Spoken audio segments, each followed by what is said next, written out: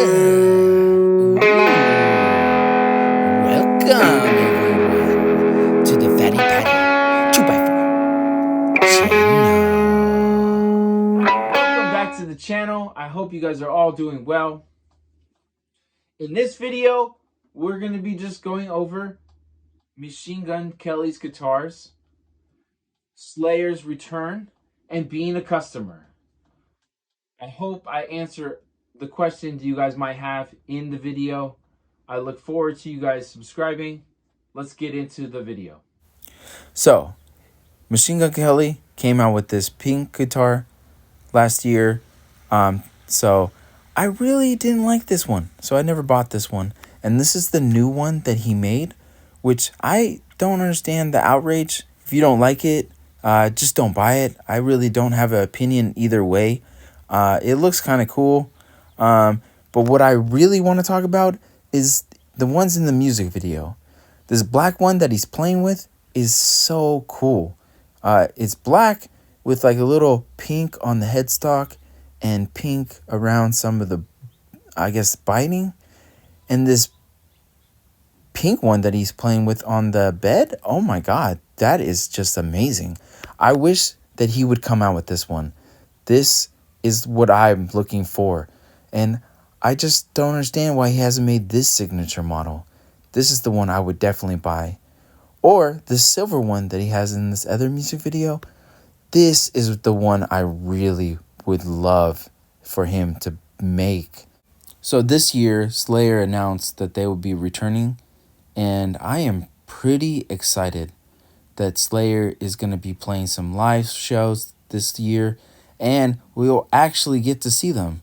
Hopefully it's not too expensive. And I just want to know your guys' opinion. If you guys are excited about Slayer at all. This is where I bring it to you guys.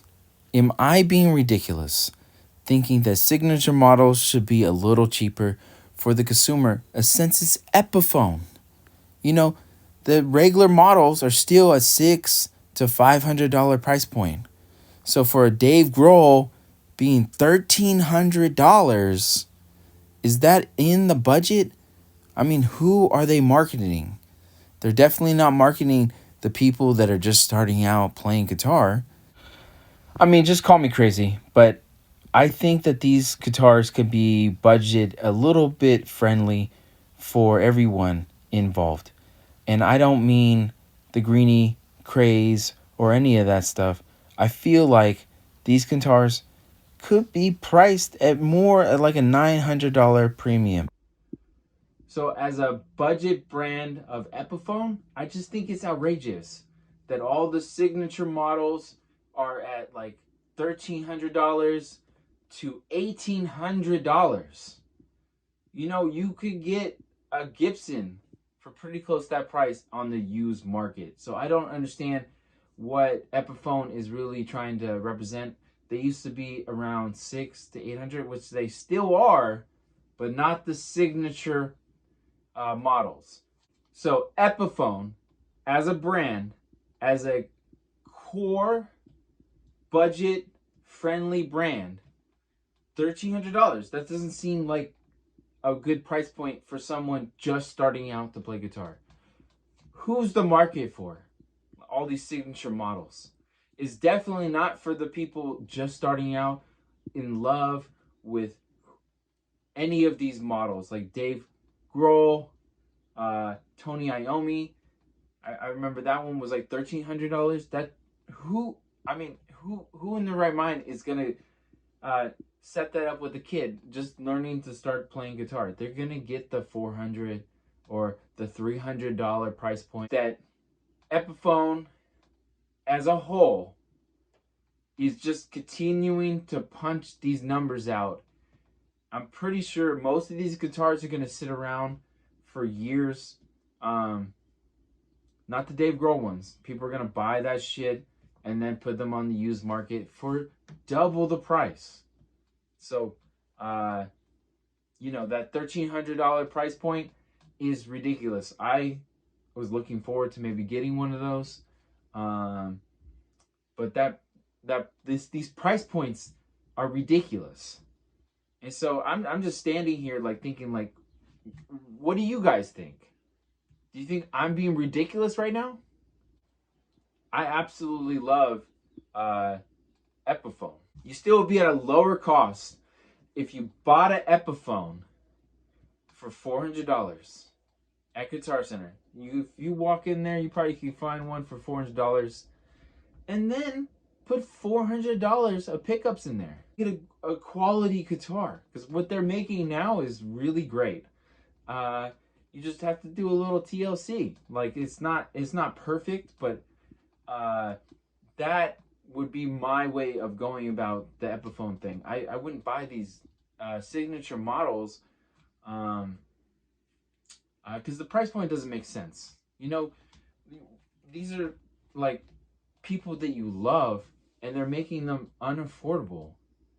Now, I feel like Machine Gun Kelly is a person that understands the market, and he sets his guitars up at an affordable price. Um, Not that I would buy the guitars that he's making. I'm still waiting for the pink, that black one. I'm really looking forward to maybe him coming out with the silver one. Uh, I just, I don't see the point of like getting so crazed and upset with his new signature model. He's really just trying to get publicity and people to talk about him, which is great. And I love Machine Gun Kelly. I don't get me wrong. I love his music. To me, it's just like when I first found out about Blink 182. That is like basically my uh, that is basically what I grew up with, and that is what I still love today. I love pop punk. What I say to you guys is, um, like, is Epiphone gonna continue to make these models, which they probably are, and it's to me, I as a consumer am not gonna support that. I'm not buying them. Um, what I do like to do is just mod the guitars, which I highly recommend. You know, get a guitar for less than that, and then just put what you want in it. My last video, I talked about, Chicago Music Exchange. And for me, as a consumer, I wasn't expecting that I would have to investigate that they have a 3-day return policy. Most companies that I deal with have a 30 to 45-day return policy, which, as you can see, a 3-day window on a used item is ridiculous. And you could see why they would have that. So, this is where I throw it to you. Are we supposed to be wrong nowadays? Because that's how I feel. When I bought my truck, they told me they couldn't fix the stuff because they couldn't hear the problem. And so now that I have a platform where I could just show the world what these people are doing, there could be more transparency on the company as a whole. And same with you guys. If you guys have a similar situation, I highly recommend make a video, upload it to YouTube. It is the best way for you to get coverage on how shitty a company is, how they are doing, and plus get them to correct the issue. I haven't heard one thing from Chicago Music Exchange to correct the issue. I had to buy it myself. Now, that is arbitrary, I guess you guys could say, but I could hear a difference. It made the amp sound so terrible with the thing not working properly, since that thing runs through the whole circuit. So if that thing is messed up, the circuit doesn't work properly. So, anyways, that's enough for me. I guys, if this is your first time here, consider watching some of my other videos. Consider subscribing, and thank you guys so much for watching. If you made it this far, consider writing in the comments the first thing. Maybe just say, I love you, and then write your comment. Other than that, consider liking, sharing this video. It does help me out a bunch. And I'll see you guys next time.